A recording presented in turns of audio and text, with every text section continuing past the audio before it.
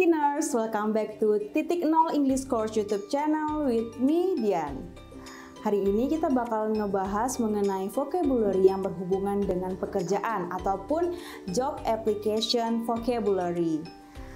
Untuk teman-teman yang mungkin lagi nyari kerja ataupun job seeker, mungkin ya bisa ya belajar mulai sekarang istilah-istilah ataupun vocab yang terdapat di dalam job application. Nah, yang pertama itu ada experience. Experience ini sebenarnya nggak cuma ada di dunia pekerjaan aja vocabnya, tapi juga bisa juga kita gunakan kata experience di dalam kehidupan sehari-hari kita, misalkan untuk menyatakan pengalaman hidup kita, bukan cuma pengalaman kerja. Tapi di sini itu maknanya berhubungan dengan pekerjaan, yaitu skill or knowledge that you get by doing something. Itu maknanya. Jadi experience itu artinya pengalaman kalau secara perkatanya. Nah, chevening scholarships prioritize people who have work experience. Itu contoh dari sentence-nya. Yang artinya beasiswa chevening mengutamakan orang-orang yang memiliki pengalaman kerja, work experience. Yang kedua ada CV ataupun curriculum vitae, yaitu a short document that describes your education, work experience, etc. Jadi CV ini mungkin bagi orang yang belum pernah melamar pekerjaan agak asing ya, tapi bagi orang yang sudah tamat kuliah mungkin pasti kata CV ini sudah sangat familiar. Ini adalah singkatannya, kepanjangannya maksudnya curriculum vitae.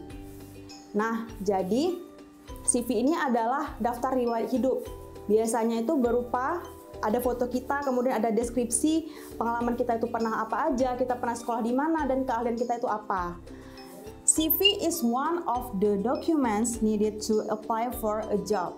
Yang artinya CV itu adalah salah satu dokumen yang dibutuhkan untuk melamar pekerjaan. Next ada interview. Interview ini adalah kalau misalkan kita artikan per kata, interview artinya kan wawancara. Tapi secara makna yaitu a formal meeting with someone who is being considered for a job or other position. Nah, contohnya itu job interviews make some people nervous.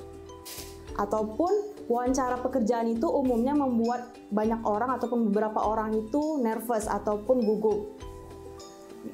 Next ada salary ataupun artinya gaji.